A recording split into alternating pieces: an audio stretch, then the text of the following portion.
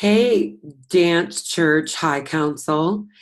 Um, I promised you that I would send you a video description of what our Sunday Dance Church High Council meeting was about for all of those who were unable to attend. We were really happy and excited about how it felt to share our ideas and to feel this unification in some of our ideas. So first of all, we did go around in the circle, and everybody individually talked about, you know, everything was around a desire to expand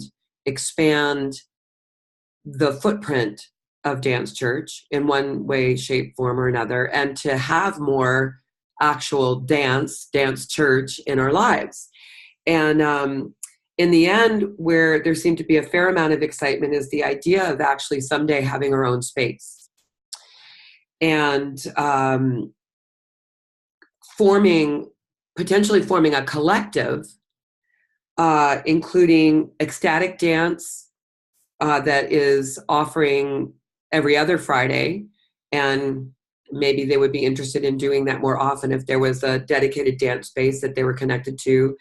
Tuesday Dance Jam, which is every Tuesday, as far as I know, and like really forming a San Diego ecstatic, somatic, shamanic, contact improv dance collective. And all of us collectively owning a space, not just leasing a space from somebody else that we use for hours at a time, that we are the leaseholders of the space. So we all got excited about that idea, and it's a future possibility. And we talked about, whether that would be a for-profit thing or a not-for-profit thing, and what that collective might look like, and how we could expand our offerings. If we had our own dedicated space, we could have some kind of dance thing or dance related thing or somatic related thing, training, group get together, gathering, several nights, every day. There could be something going on, and that we could really actually create a hub for our community, for our dance tribe community.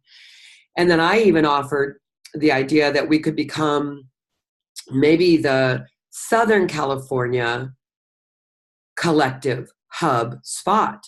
Northern California has Northern California Dance Collective, but Southern California currently doesn't. And we got kind of excited about that idea too. Of course, where we need to go next with that is to get all of us together to talk about this and to see if there's unity and unification from the whole group around it, and what that might look like and what we might do to move in that direction. We also talked about looking into expanding our dance space. The dance floor that's directly behind us and also off the bathrooms is, as it turns out, could be available if we wanted to. I promised that I would look into it, and I did. And Dave, who owns the space, said that we could lease that space for the same period of time, 11 to 1:30, for an additional $250 a month. And if we decided we wanted to do that, he would have to move some people around. So, we haven't made any commitment yet. We just know that it's possible.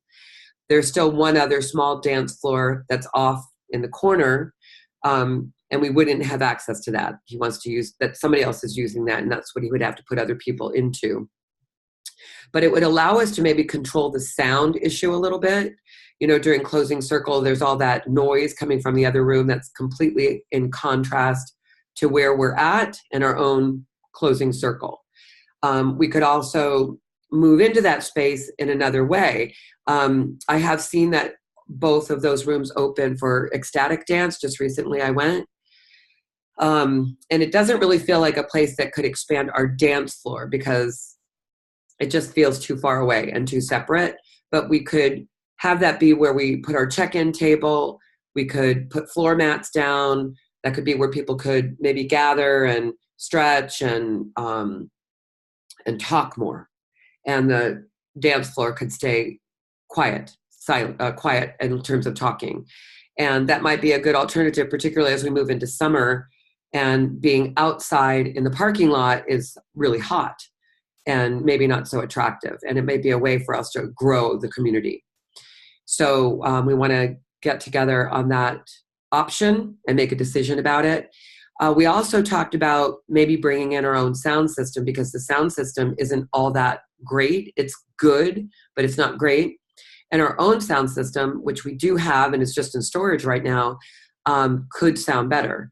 And we agreed that we would investigate options about bringing on our own sound system and how Dave might be able to work with us regarding that. And I did talk to him a little bit about it and would like to report back to everybody about that.